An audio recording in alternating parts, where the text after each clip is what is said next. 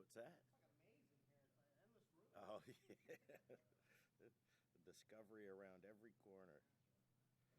And then they keep reconfiguring them to make it more confusing. I was here yesterday. And they moved all the walls. Yeah, the whole movable wall thing is confusing for a simple mind like mine. It keeps things interesting. Yeah, exactly.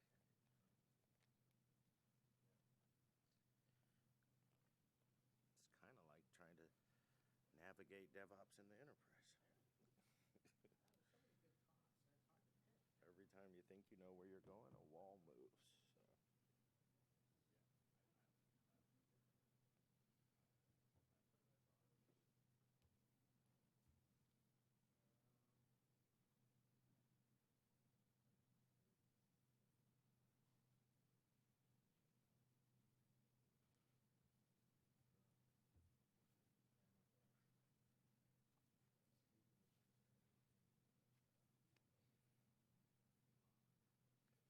Thank you.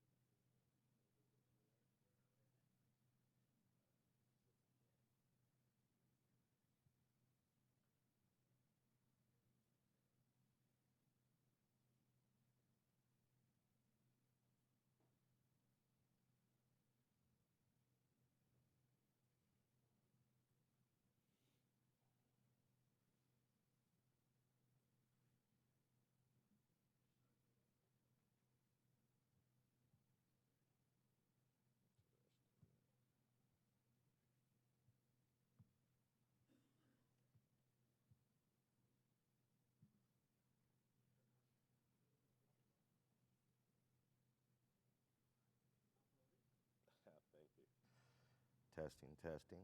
All right. So yeah, now you're at the front and you've taken a picture. So even this is this terrible talk, you're stuck. There's really good talks this time slot. Oh, and really, and I got, oh, thank you. Thank you. Gives me a nice boost of confidence. All right, guys, so it's 4:15. We'll get ready to get started in just about 30, 60 seconds here. Guys, is there a cue I need to wait for or give? Or just, okay, all right.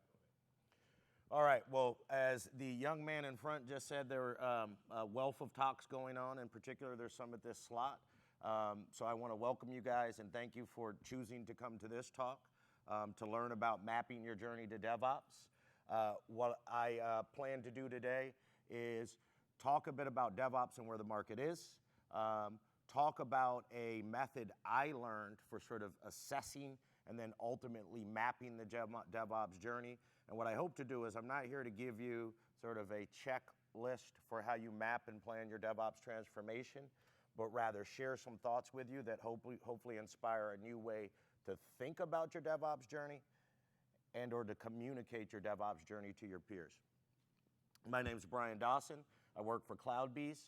I am a DevOps evangelist with Cloudbees. I have also had 25 plus years in software development in various roles, which I believe have given me a fairly unique range of experience in viewing the software development pipeline. And in fact, a lot of what I've done has been focused on optimizing software development on the planes of technology, tools, practices, as well as culture. And some of that is what has sort of led to what I'm talking to you guys about today.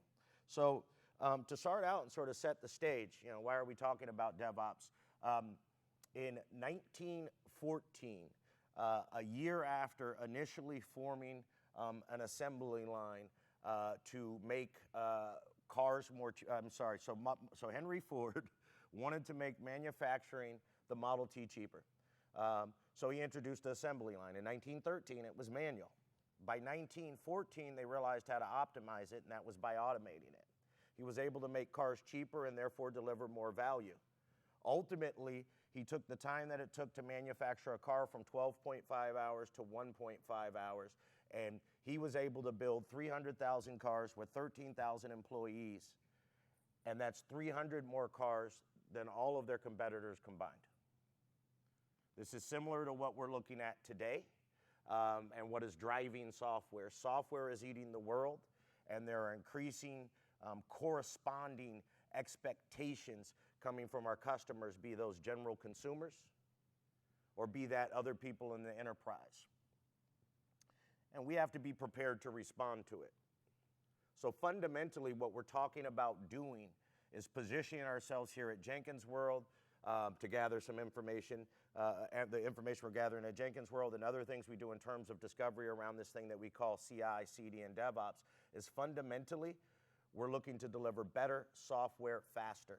So we can go from concept to customer while delivering high quality in many aspects and high value, and being able to do that rapidly, where we can eliminate waste. And I'd also like to talk about achieving speed while not having friction, and ultimately being able to drive innovation within our company and in the market. So if we look at some stats, why are we looking to build better software faster? What is the product? What are the benefits? We'll take a look at the State of DevOps report and some key numbers here. They found that people that have succeeded or are fairly far along in a DevOps transformation, i.e. what they call the high performers, they are outperforming others by insane margins. They're releasing 2,555 times faster. They're releasing 20 times more. They're experiencing three times fewer failures, and failures will happen. We can't ever explain or sell or pitch or commit to the fact that we won't fail. In fact, we should accept the fact that we'll fail, and high-performing organizations are recovering from failures 24 times faster than the underperformers, right? And, I would expect that in our jobs or in the space that we work, we would like to get to that place as well. And I think that's led a number of people to seeking to adopt DevOps and take their organizations on a DevOps transformation. However, when you're looking at it, even in a small team environment, but especially in an enterprise environment, I think for a lot of us, this is what it looks like, right? We hear all these stories about the Netflix, the Facebooks, the Amazons, or we hear a story about a 10-person mobile team that has the optimal trunk-based CD pipeline delivering changes continuously. But man, if I'm going to achieve this for me, this is what I feel like. I got to cross a chasm. Moreover, when we look to go learn and figure out and plan how do we do this, we hear all this stuff, right? You have to do TDD. GitLab is the tool to have. No, GitHub is better. Use Travis. No, use Jenkins. Are you using behavior-driven development, right? We get bogged down in all of these practices, and oftentimes, even in conferences like this, we often hear neat new things. It sounds like it's what's going to solve our problem. It sounds like it's what is going to make us DevOps, and we start to chase after it. But I found in my years of consulting that there are some pitfalls to this, right? One is a lot of these don't necessarily cover your entire spectrum. So, right, when we're talking infrastructure as code, oftentimes that's sort of adopted in the silo of operations or app delivery and operations, right? When we start talking about Scrum, and we'll talk about this again, well, that's led by the dev team and maybe the PM team. So what happens is people start to adopt what they think is DevOps in their own little silos, and we never actually come together to define the picture. So we chase after, shiny things. We build them out, we think we've achieved something, but we haven't built the fundamental connection that is necessary. Moreover, I think we tend to say we're going to implement a new practice or a new technology instead of figuring out why we're implementing it or what we want to solve. So I like to take the approach of simplification. Simplify. Let's not talk about TDD. In fact, let's not even walk in and say, guys, we're going to do DevOps because someone told me that high-performing DevOps organizations release 2,550 times faster. No. Let's say this DevOps thing is interesting, but let's assess where we're at, right? What is it that we do good today? What is it that we do poorly? And when we identify those things that we do poorly, i.e., maybe we deliver an awesome feature-full SaaS application, but you know what? Every time we go to deploy it, we're spending 40 hours just trying to get it up, working and validated.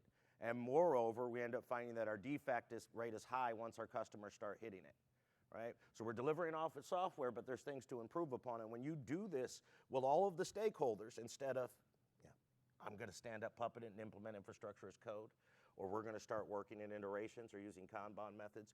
When you come together and first sort of identify the problem, you tend to be able to achieve a certain level of empathy. That empathy then allows you guys to start to discuss where are we going and align on a shared objective, right? So we are all of our stakeholders in the software delivery pipeline know that we have a pain in some capacity, it affects us, or at least understand how what I do hurts you. I have empathy. And then we get on the same trajectory to fixing it, defining where we want to go. And at that point, it's where you start talking about how do we get there. And that's when you get in that DevOps word soup toolbox and start pulling out what you need to solve your problem, right? Don't find a problem so that you can use your tool, right? Or use a tool, have a tool in search of a problem, right? Determine what your problem is and then select the tool to fix it, okay?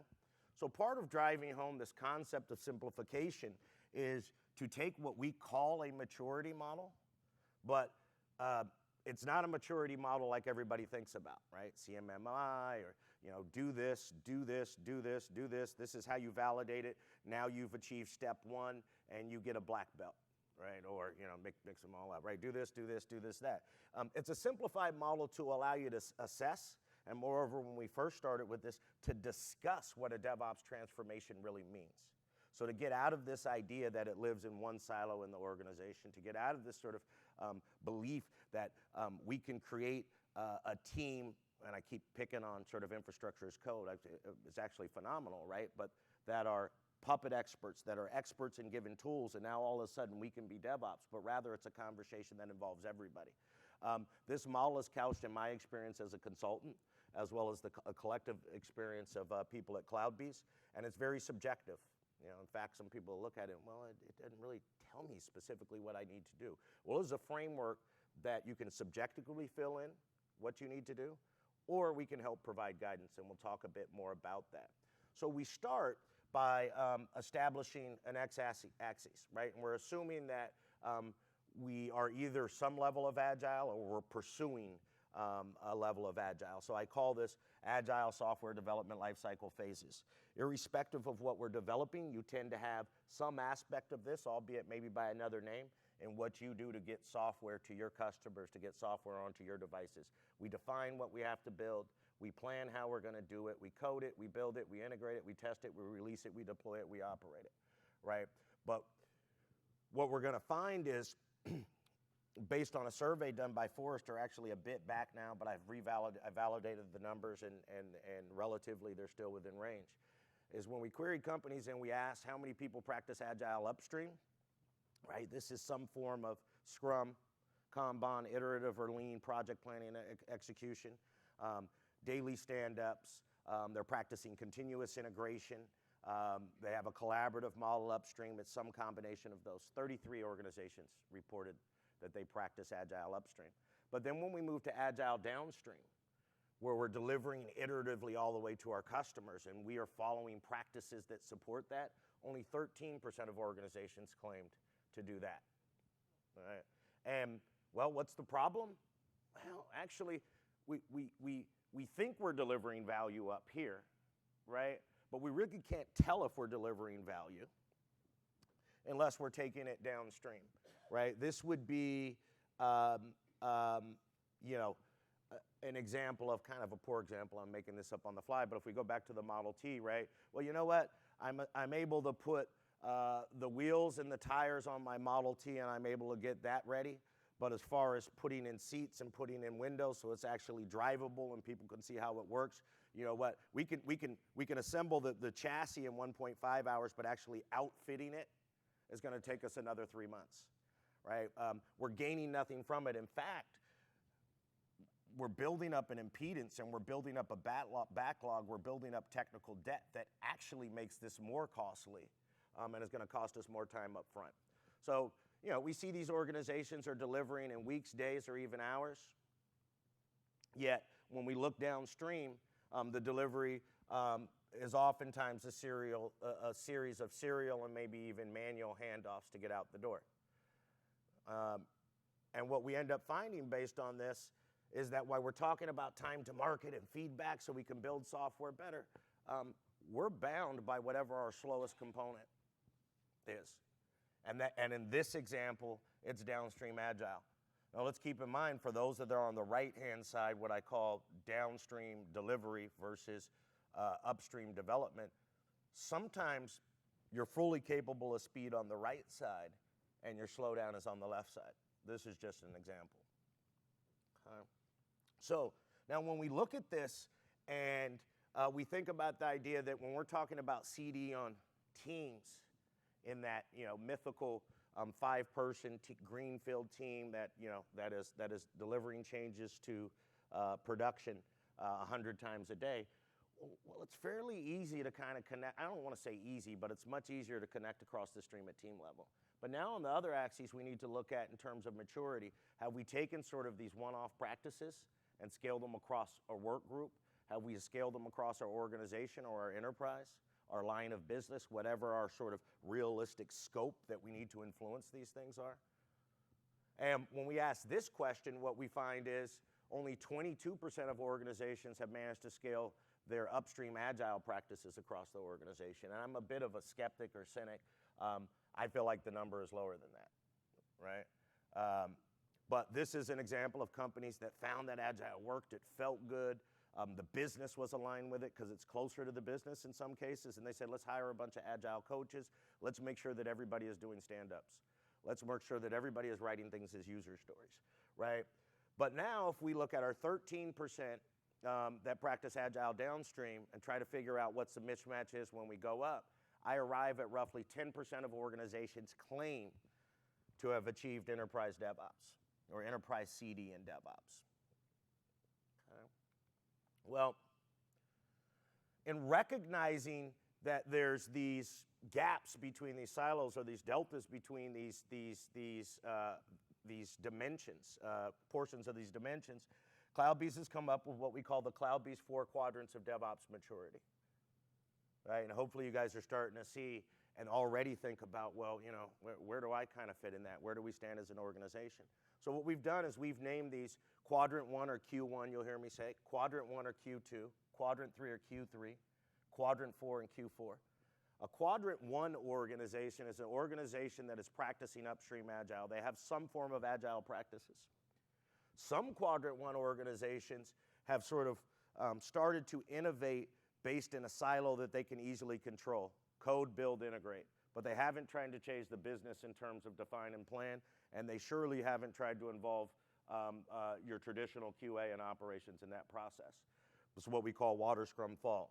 Usually water scrum fall is a key indicator that you are a Quadrant 1 company. Now you may also find people have extended this. So they've started to do plan, sort of iteratively in Scrum, but they haven't necessarily gone all the way back to the people that gather requirements and translate those requirements, right? They haven't brought the BAs along, et cetera.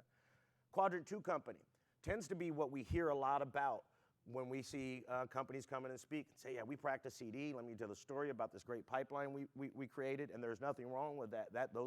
We need those innovators or leaders, but oftentimes that's 1, 2, 3, 4, 5 teams that had a unique case and they had some special circumstances that allowed them to get to Quadrant 2, but that company only has a few or some teams practicing it. It's not codified across the organization, and the operations support for that tends to be a one-off. Hey, look, I've given you guys access to a VM and infrastructure. I'll take a quick question. I'm going to be really tight on time for this, but.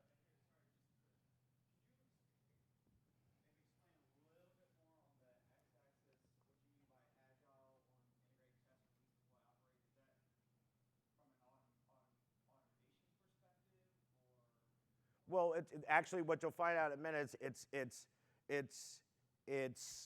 on multiple levels, automation. This axis, where I could get a little fuzzy, this is basically saying, I wouldn't overemphasize Agile, whether we're Agile or non-Agile, what are things that we have to do to go from concept out to customer, right? What are steps that we have to take? And the components of the process tend to be define, plan, code, build, integrate, test, release, deploy. Now, whether you're doing this in a waterfall way or you're doing it in an Agile way, what this means to you will sort of differ. And hopefully, what we'll do, if you can hold that, and if I don't add clarity to that by the time we get towards the end, bring the question back up. Okay? Quadrant 1 company. This is where I know a lot of organizations are at. These are the organizations, man, Agile's awesome, Agile coaches, let's scale it. A Quadrant 4 company, upper sort of corner Quadrant 4 company, they have some level of standardization on a common platform. They have development connected to delivery. There's some commonality, at least a reasonable level of commonality in what these practices are. They tend to have, I know it starts to sound cliche, but really they have a culture of collaboration, experimentation, and learning. In other words, this isn't something that's just within a single team or within one of these single groups or silos, but rather it's permeated throughout or codified within the organization. Okay. So, what's so big about that 10%? Well, as the State of DevOps reports indicates, in my experience out in the field, is organizations are able to do things like innovate faster, respond to the market faster, gain competitive advantage. They see increased productivity. And I always like to bring this up. People go, but we've actually seen this measured. They have increased employee satisfaction. So not only are your current employees happier, so you retain your skill set, so you get accumulated efficiencies, but also people are more interested in coming and working for you because it's miserable at their shop where they're at, where they work 80-hour weeks to get stuff out the door. Right. So in order to do this, we have to be able to achieve flow across the planes of what I like to call the DevOps Trinity. And this is, we always hear people, process, and tools. I look at it as people and culture, process and practices, tools and technology. We need to achieve this from concept to customer, definition to operate, and we need to do it be able to do it from team to enterprise. That's that big canyon that we're standing there and looking at. This is great, but man, when I start to think about the reality, and I just lost my clicker, I think. When I start to think about the reality of what this means, come on, PowerPoint. Okay, that went bad. When I start to think the reality of what this means, I am dealing with a case where there are inherent chasms in organizations, right? And they're understandable, right? We are rewarding a culture of moving fast and innovating, right? We want to hire really smart developers with a skill set that allows them to implement really cool things fast. So we have more value that we can sell. And then our process and practices and our tools and technology sort of adoption patterns tend to support that culture. But when we look at the right-hand side, QA, operations, man, what we're looking to do is we're looking to maintain quality and stability. That is my number one objective, right? And we tend to be adopting conflicting processes to support that culture that are more skewed towards avoiding errors at all costs, right? Let's check everything, right? And we do the same thing with our tool selections, right? We're happy on ClearCase and ClearQuest because we can store every piece of data that we would want. We know it.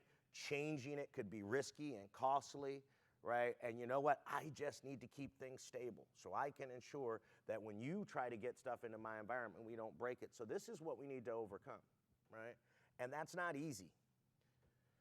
Now, as part of this talk here, I'm going to make the case that people, culture, process, practices, tools, and technology are all equally important. There is not one that is less important than another, and this is a mistake we all too often make. Man, if I just automate this stuff, they will come and we're going to be awesome. A month later, or a year later after you've gone through this, you're trying to figure out, well, where's my returns? All that stuff that Jez said would happen, all that stuff that Jenkins said would happen, where's it at? Where's the magic, right? Process and practices and people and culture are equally important, but I am going to say, especially considering that we're at a Jenkins conference, that one, tangible way, one of the easiest ways to begin to influence it is to start on this process of building, of adopting unifying tools and technology, right? This is hard science, this is soft science. We can start on the hard science while we're also working on the soft science, right? So I want you guys to think about, as you start to get a loose description of those quadrants, where are your organizations today? We've asked about 2,000 people so far, and the numbers have averaged out to this. And in every group, they may vary a little bit. What I'll see is Q2 and Q3 may flip, as in two's higher. But what we see is that, yes, there's 29% of people that, they're practicing CD. They have DevOps teams, which I argue isn't necessarily possible, right? I think DevOps is an organizational mantra, not a team level mantra, right? But they get to Q4. Earlier on Monday or Tuesday, I asked a group where did they think they ought to be. And I want to say it was 89% felt that they needed to be in Q4. But the numbers still represented this, right? About 36% of the group were in Q1, 89% wanted to be in Q4, right? And I feel like this is a challenge. That's that chasm that we're looking at, but it's also opportunity. We can become the Fords of the world, right? We can go from 12.5 hours to 1.5 hours, and we can be that company that is disrupting the market. So quick question, show of hands, and I'm going to end up timing a little behind, but I'd like to ask this. How many people feel like they are Q0 companies? No Agile, they're not even close. They're not on the map, okay? How many people are Q1 companies? Okay. How many people are Q2 companies, organizations? Okay, there was a big drop off from Q1 to Q2. How many people are Q3? Okay, and this is one where I think we kind of skew back up to Q3. How many people are Q4 companies? Okay, I usually, and I may ask you later, I usually pull out that one guy in the room that says we're done and we're there and put him on the spot. Okay, early Q4, you guys have the stuff happening, yeah. Okay. So I like to kind of couch or drive home this concept of 4 quadrants by kind of observing how people are getting to Q4, right? To just show that this does really map to real world experiences. So what I call adoption pattern 1 oftentimes is going from team level Agile to enterprise DevOps, right? This is where we began to implement Agile. Maybe it was actually started with that first guy on the development team that downloaded Jenkins, pre-Git, decided to pull in some version, and decided, guys, let's work in iterations, and that created innovation that pressed out. Led to Agile adoption. They scaled that across the organization, saw that they weren't getting the value that they expected, and now they're looking to move to Q3, right? But they gradually built up the support. The other pattern we see a lot of, which is becoming more and more common as the word of continuous delivery in DevOps starts to become the way that we all want to do things, is we start improving on the left-hand side. Maybe there's some improvement happening here, but at team level, we get a connection from left to right, upstream to downstream. And then we look to scale that across the organization. And that's where we start to hear, man, we did it on a team. It was easy. It was awesome. But getting everybody on board is a whole nother ballgame. Right. Adoption pattern 3, I like to throw in. I understand this is a bit confusing, but this is what we're starting to see with kind of speed and new technologies coming from the operations and testing space. I like to quote, unfortunately I haven't gotten approval to quote this conversation I've had with them, but there's nothing confidential. I was speaking with Director of QA at Tinder, and he said, hey, look, we own our CD and DevOps strategy, because CD and DevOps is about quality. So we're sort of in an older organization or traditional organization, what would be kind of type of a right-hand side person is the one that's pushing innovation out to the left. Right? Or look, we've brought in OpenStack. We have the ability to deploy apps with little delay or hindrance. Let's go out and recruit some development teams to leverage this workload. So we're also starting to see innovation and pushed from right to left, and speed being requested from right to left. Okay. We're going to move through these, I think, fairly quick because there's a lot that I want to get to, but I'm often asked, well, in your experience, what's the best way to start? Top down or bottom up? Short answer is both, right? That you really do need to, especially the larger organization you're in, you really do need to be tackling both simultaneously, just like you need to tackle tools and tech and culture together, right? And so what this is illustrating here is what we see a lot of. Innovation comes from a team level, right? And then oftentimes this team just starts doing what they do. Maybe it sort of bleeds over to other teams, and then it kind of stalls within whatever sort of silo of your organization is. What we need to be doing is, yes, grassroots initiation. Let's learn with our risk exposure limited, right?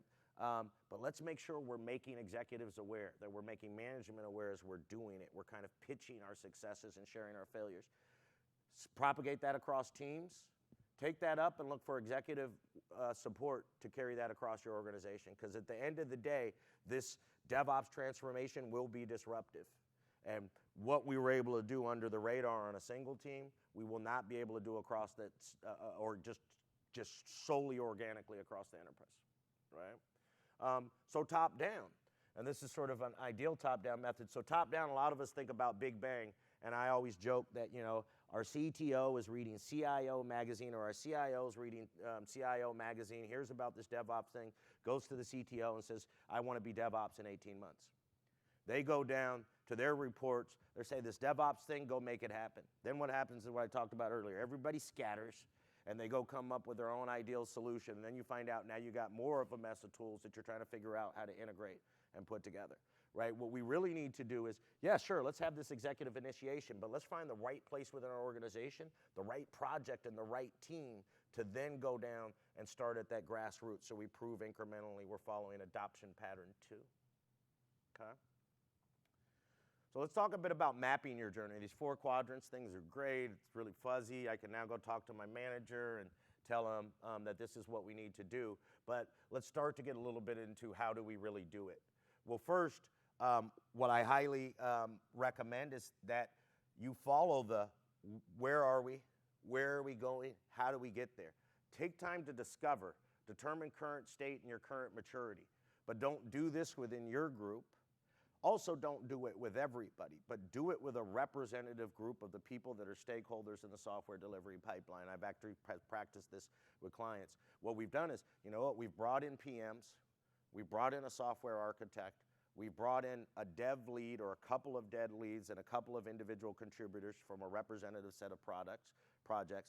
We've brought in our QA lead, we've brought in our QA automation engineer, we've brought in our infrastructure guy and our app delivery guy, and we've all sat in a room where we kind of talked about, you know, what hurts, what do we need to fix, and it's given us an idea of our current state. Now we'll talk about with the quadrants, building kind of that into an assessment. You can actually ask specific questions and get people's responses. From there, as a group, you establish objectives, where are we going, and then you figure out how do we get there. We map our journey. In this case, we map our journey through the quadrants, and if you guys look at a webinar I've done, I've had to pull this piece out of this talk, but if you go to cloudbees.com, there is a webinar with very similar content, but we also talk about a case study of a financial services company where we measured their maturity in the quadrants, and then we were able to look at some high-level steps that we were going to do to navigate our way through it. What I have created is an assessment that tries to qualitatively quantify the unquantifiable, right? Meaning that it's soft, and we'll look at the questions in a minute, right? This again is in a CMMI, but it's kind of a way to ask some questions, prompt discussion, which is the most important part of it. But out of that discussion, we get some things that we can look at to kind of gauge where we're at, right? So we can arrive at, you know, a picture of, man, you know, we're great at doing this as a team. Yeah, people aren't all the way along on the Agile thing. The business actually doesn't know how to truly capture those requirements and communicate them, right? And yes, operations still sometimes likes to do some manual stuff. They're not in the mode of everything is code, right? But we're pretty high here. But then when we start to look at doing this across the enterprise, we see that we're only of medium maturity. There's a real deficit. All right. This is the type of thing that people have told me helps them kind of go either to their peer manager or go to their executive and go, yeah, you know that CD thing we've been talking about, the automation we're doing, right? This is really a picture of how it needs to involve everybody, right? And this is really a picture of where we're at and what we need to cover. So real quick, yeah, I think I'm good enough to, let's exit this. And I'll give you an example. This thing has taken on different sort of sizes and shapes, right? But but we have actually used versions of this in the field, and these questions can kind of be subjectively determined, but we're looking to sort of measure just very simply, right? Not detailed, is where are you at in terms of people, right? Do business representatives and development on some of your teams communicate regularly? Are developers empowered to make technical decisions on how to best solve a problem as long as the needs are clearly met? Do you practice agile, lean, or iterative methodologies in terms of process? Are your tracker build and SCM tools well integrated? Right, so we hit sort of some key high-level points that allow us to measure where we're at, and we can continue on and ask some of those same questions across our various quadrants, so we sort of get a rough measurement in each of our quadrants. Now, you can ask this organization-wide, right, for someone that has a wide view, or you do what I suggest you do, and that's you bring, during your where are we phase, your discovery phase, bring stakeholders into a room, go through the list, and answer them as a group. You can kind of negotiate where you feel your maturity is. Or your other option is to go from team to team, ask, and then you can average across the organization, so you start to see clustering, right? We have one sort of really, really far right-hand side team, but 10 of our teams are still sort of on the left-hand side. So that's probably going to put us more into the quadrant 3 phase. All right. And I'm just going to, and then, we can take this data and we can arrive at, what we saw earlier. And you actually then can look at either best industry practices, or I somewhat have them mapped out for myself and kind of say, well, based on how we rated ourselves on each of those questions, what are some actionable steps that we can take to increase that? And in fact, we've worked with a particular customer at Cloudbees and it's really kind of a swag, but then to attach effort, cost, and potential ROI to each of those line items. And then we can go to our CEO and we can speak, or our CFO, and speak a language that they understand. Okay. Let me start back here where we were. Uh-oh, not the yawns. So some simple steps, and I'll just build these all out. Some things to think about is when we talk about establishing your objectives, with this financial services company that I talked about, we had that discovery session. And then that was like the first day. Second day, we moved into establishing objectives. And based on what we learned, we're like, we need to get in a situation where our financial services SaaS application, we can easily deliver an update every 2 weeks. It happened to be that they had to sort of just get into a mainline-based model, sort of single version model, get away from multiple versions because it was impossible to stay on a regular release cycle. They wanted to reduce their Sev1 defects by 100%. In other words, when we deploy, we don't ever want something that we introduce to bring our service down for our customers. Let's try to reduce all defects by 50%. This is an interesting one that's measurable and people don't think about or measure enough, right? Let's look at our reporting system, or let's have people voluntarily report how much they're working. And if people are working more than 40 hours a week, let's treat that as a KPI that we need to improve on, right?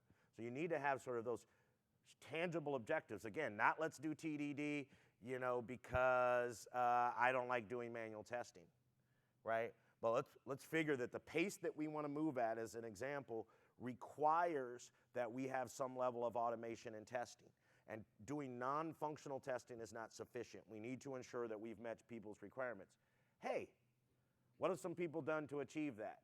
Test-driven development, behavior-driven development, and let that be sort of your order of thought. Very simply, and this doesn't fit every case, but once you start to look at the quadrants and where you want to be, I say you start with that pattern 2 transformation strategy. Identify a pilot project. It could be existing, it could be greenfield, but it needs to be something that is low risk yet high reward. So we have room to fail before we bring along the organization with accepting some failure as we go through this transformation. Form a cross-functional red team. I call it a red team, kind of borrowing from security and the SEALs is, these are the people that you're sending in first to challenge assumptions, right? And do things differently and take risks. We talk about that tools being a good place to start. Adopt unifying tools, platform, and technologies. As you try to figure out what tools we each use, we have to then talk about what are our processes and why do we use them. And then you have to have group discussions about what can we eliminate, how do we integrate. That practice alone is a form of collaboration marching towards that end objective, right? And that's a great way to start. Then establish a plan, establish measurable KPIs and milestones, and just go. Don't wait for stuff to be perfect. Don't wait to fully understand, if you're starting from the left, what's happening down the right. But just get going. If you have motivated stakeholders, smart people all at the table, you will work through what problems that you encounter, any problems that you encounter. So let's talk quickly about getting there. A little further about getting there, right? We've talked about automation, build pipelines. You have to impact the team and you have to impact the organization so that you guys are flowing fully. I've talked about the fact that tools and technology are probably a good place to start. And this is why this model is actually important to Cloudbees. So with Jenkins, what we've seen on that tools level, this is accepting that culture, et cetera, other things to face.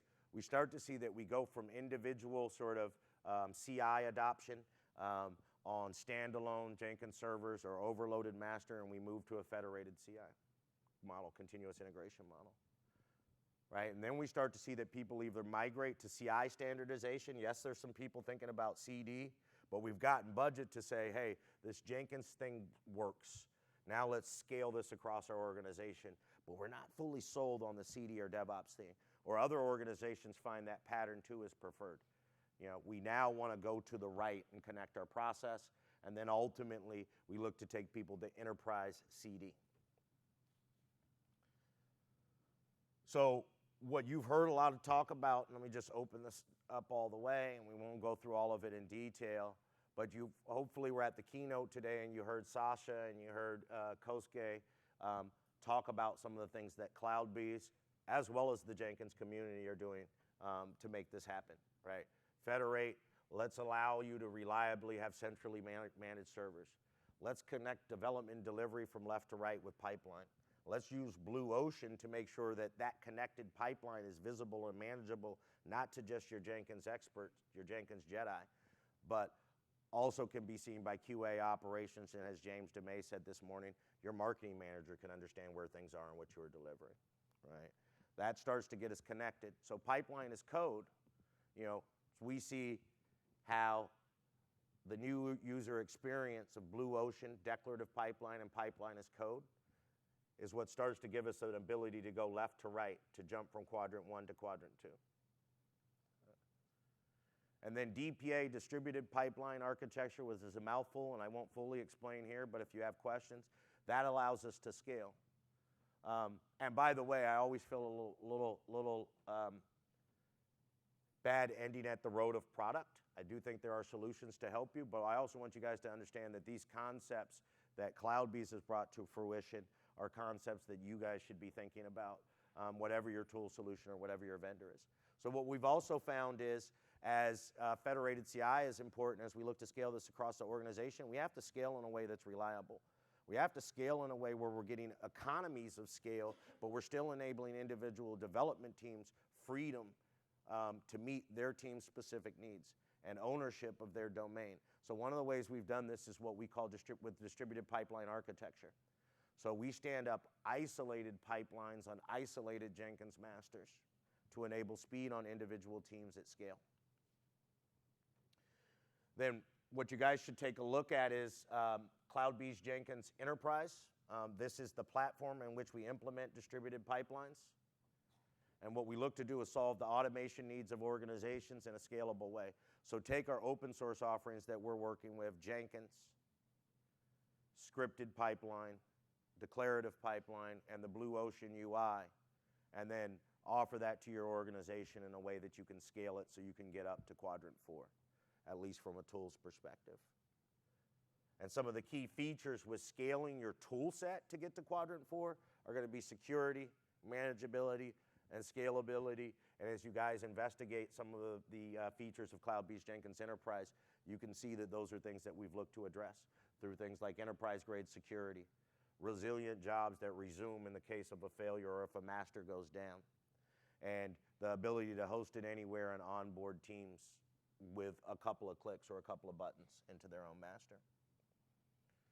So with that, guys, I think I may have slipped in just to have enough time for questions. So before we go into QA, I want to say thank you guys for coming. I'll hang out for the next 5 minutes and a little bit longer as needed. But does anybody have anything that they want to ask or comment on? Yes, sir. So can you help me connect the dots? I mean, Yeah. you started the presentation off by saying, by doing this process, you get the 2,500 more builds. Yeah. So in your experience while doing the consulting, have you ever, when a company goes from Q whatever to Q4, in your experience, you personally witnessed that? Or? I've witnessed the start of the journey and sort of am pushing on or being in the top level of Q4. I won't say that in my direct consulting experience, because oftentimes you're sort of in and out, that we've been able, that I've been able to travel the whole journey into an upper right-hand side quadrant 4. Go. I'm just looking at it as a way to pitch. Yes. So if I had that data, it'd be awesome. Yeah, and what data are you thinking specifically would help, like how long it took companies to get there? What was the ROI? Yes. ROI, exactly. So That's all the C-execs want. So we absolutely, so I'm not a consultant here at Cloudbees. So when I say where have I done it as a consultant prior, I personally don't have the data from my individual experiences out there when I've grabbed the metrics. We as Cloudbees have something that we call the business value assessment. And it's basically we've gone through our existing customer base, we've measured where they're at and what the tangible returns are. So if you're interested, contact me or contact us. We can definitely arm you with that data. Any other, look like, oh, no, see. Yes.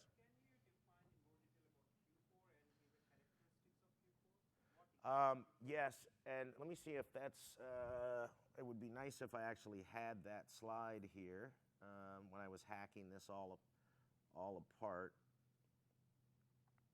Let me just see if I can get to a description, right? And, these are sort of some high-level things that you would want to capture and measure, right? You have mature continuous delivery processes on most of all teams. You tend to be able to offer your continuous delivery tooling with some standardization. So it's not that every team is figuring out how they're going to integrate and what they're going to do. And a lot of this is a little more from the Cloudbees perspective, so it actually skips some of the culture stuff.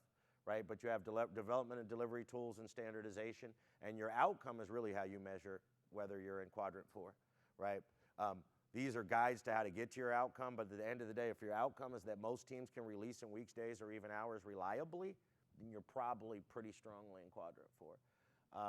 I have there's a white paper on our website. You can also reach out and contact me if you have questions. I'm at bdawson@cloudbees.com. I think my contact information is in the mobile app.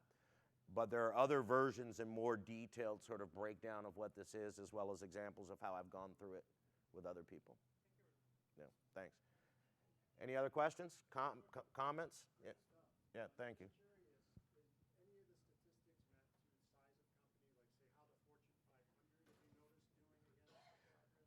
So the statistics that we have, that Cloudbees is gathering and can share, yes. We can map them to type and scale of company as well as vertical. I will say in a general sense, this applies across size and across vertical. I would also say the difficulty, cost of doing it, and the ROI, just kind of going off of gut and anecdotal experience, scale fairly linearly with the size of the company, right? And that's probably not a surprise. But I think people view it as scaling exponentially. Approached correctly, it doesn't have to scale exponentially in terms of difficulty, right? You can have more of a linear effect. But that's all about doing it incrementally, learning, and then using that learning to grow across teams in more of a stair-stepped or notched fashion. Yes, sir.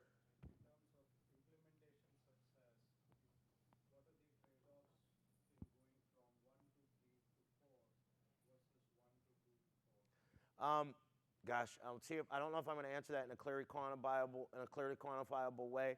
I think so. I probably won't answer it directly in the way that you're thinking, but if you think about sort of culturally here, if we go from here and up, the boundaries that we are crossing are kind of deceptively easy, right? We're deciding within a given space to scale up vertically, presumably already with executive support.